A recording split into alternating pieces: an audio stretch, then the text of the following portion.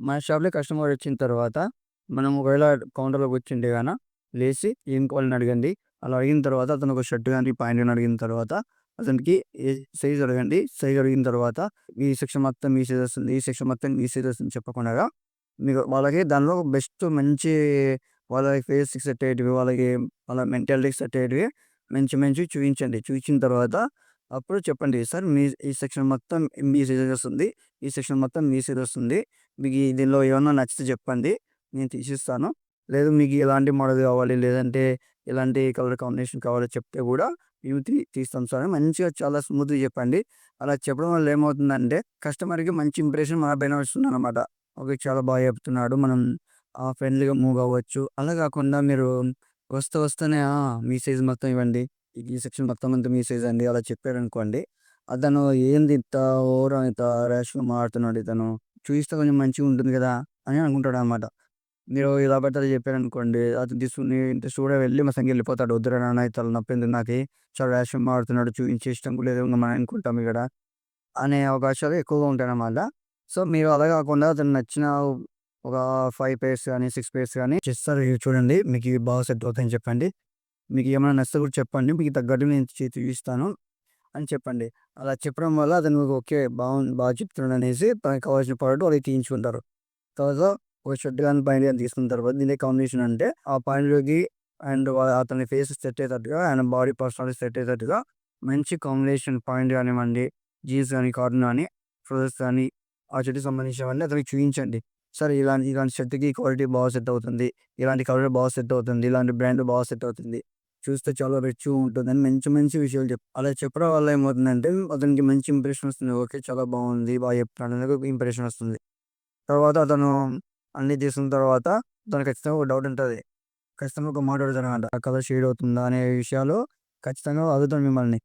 అలాంటప్పుడు మీరేం చెప్పాలంటే ఫస్ట్ వచ్చి కంపెనీ వాడు ఖచ్చితంగా ఇచ్చింటాడనమాట. ఇన్‌స్ట్రక్షన్ ఇచ్చింటాడు. ఎలా వాడాలి, వాష్ చేయడం ఖచ్చితంగా ఉంటుంది. దాన్ని బట్టి మీరు ఫాలో అవ్వాలి. సపోజ్ డార్క్ షర్ట్ అండి. ఎండకి ఎక్కువ ఆరేయకూడదు. ఐరన్ వచ్చేసి లో టెంపరేచర్ చేసుకోవాలి. అండ్ ఇన్‌స్టా ఐరన్ చేసుకుంటే చాలా మంచిది. అండ్ గుడ్ డిటర్జెంట్ లేదా లిక్విడ్ మంచి లిక్విడ్ వాడితే లైఫ్ అనేది ఎక్కువ రోజులొస్తుంది. బ్యాడ్ డిటర్జెంట్ వాడకూడదు అని మీరు మంచిగా చెప్పినట్లయితే కస్టమర్‌కి ఓకే. ఇలా వాడితే ఈ షర్ట్‌కి ఇలా బెనిఫిట్ ఉంటుందా అనే ఐడియా కూడా కస్టమర్‌కొస్తుంది. అలా చెప్పడం వల్ల చాలా బాగా చెప్తున్నారని మంచి ఇంప్రెషన్ మన మీద వస్తుంది. అతను బేరం ఆడే అవకాశం చాలా తక్కువ ఉంటాయనమాట. ఎందుకంటే కస్టమర్ తగ్గట్టు మనం ఎప్పుడైతే చూపిస్తామో కస్టమర్‌కి ఒక సాటిస్ఫై అవుతారనమాట. నెక్స్ట్ వచ్చేసి అతను షర్ట్ గాని, ప్యాంట్ గాని తీసుకొని ప్యాక్ చేయండి అని చెప్పినప్పుడు ఎంఆర్‌పీ ఉందనుకోండి. ఆ ఎంఆర్‌పీ మీద ఇంత డిస్కౌంట్ ఇస్తారని చెప్పండి. ఇంక్లూడింగ్ జీఎస్టీతో కలిపి చెప్పాలి. ఎప్పుడైతే మీ రేట్ మీరు చెప్పేసి తర్వాత జీఎస్టీ ఎక్స్ట్రా అని చెప్పారనుకోండి కస్టమర్ ఏమంటాడు? ఆ ఎంఆర్‌పీ మీద డిస్కౌంట్ కాక మళ్ళీ ఎక్స్ట్రా జీఎస్టీ నాకేం అవసరమా? వేరే షాపులో ఎవరు కొంతమంది తీసుకోరు కదా! వీళ్ళ దగ్గర ఎందుకు పెట్టుకోవాలి? నాకేం అవసరం అని మెన్షన్ ఉంటారు కొంతమంది. ఎక్కువ అనిపిస్తుంది. ఆ రేట్ కూడా ఎక్కువ అనిపిస్తుంది. సో, మీరేం చేయాలి? ఎక్స్‌పెన్సెస్ ఏముంటాయో జీఎస్టీ ఏముంటదో అన్నీ ఇంక్లూడ్ చేసుకొని మీరు చెప్పాలి. ఇంత డిస్కౌంట్ ఇస్తాం సార్. నార్మల్‌గా అయితే సపోజ్ అందరికి 10% ఇచ్చారనుకోండి. మీకు 5% యాడ్ చేసి 15% ఎక్స్‌ట్రా ఇస్తున్నాం సార్ అని చెప్పి చాలా మంచిగా చెప్పండి. అలా చెప్పడం వల్ల ఏమవుతుందంటే కస్టమర్ ఏమంటాడు ఓకే. చాలా మంచి డిస్కౌంట్ ఇచ్చారు. చాలా మంచి క్వాలిటీ ఇచ్చారు. చాలా బాగా చెప్పారు. సో, మనము తీసుకోవచ్చు బాగుంటది. నెక్స్ట్ టైమ్ వచ్చి కూడా ఇక్కడే తీసుకోవాలనే ఇంప్రెషన్ వాళ్ళకొస్తుంది.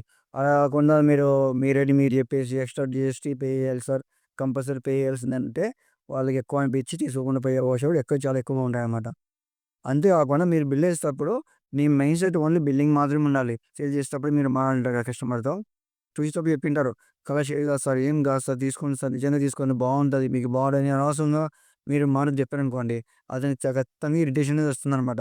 అలా రాకుండా మీరు చాలా స్మూత్‌గా మీరు నెక్స్ట్ ఇంకా మంచి క్వాలిటీ వస్తుంది సార్. ఒకవేళ మీరు వాడి చూడండి. ఒకవేళ మీకు నచ్చిందంటే ఇంకా మీకు తెలిసిన వాళ్ళకి, మీ బంధువులకి ఎవరైనా ఉంటే చెప్పండి. మీకు మంచి డిస్కౌంట్ ఇస్తాము అని చెప్పండి. అలా చెప్పడం వల్ల కస్టమర్‌కి సాటిస్ఫై అవుతారనమాట. ఓకే. ఖచ్చితంగా చెప్తాము అని అంటారు. ఖచ్చితంగా అంటారు. 90% అంటారు. సో, మీరు బిల్లేసిన తర్వాత కస్టమర్ వెళ్ళేటప్పుడు, "సార్ ఇంక 4 డేస్‌లో మంచి స్టాక్ వస్తుంది సార్." బిల్లేసేటప్పుడే మనం ఒకటి అడగాలి. "సార్ మీ నెంబర్ ఇస్తే ఇప్పుడు మీకు ఇంట్రెస్ట్ ఉంటే గాని మీకు వాట్సాప్‌కి డైలీ అప్డేట్ చేస్తుంటాము. మీకు నచ్చితేనే ఇవ్వండి. లేకపోతే వద్దు. ఎడిట్ చేస్తుంటాము. మీకు నచ్చితేనే ఇవ్వండి" అని అడగండి.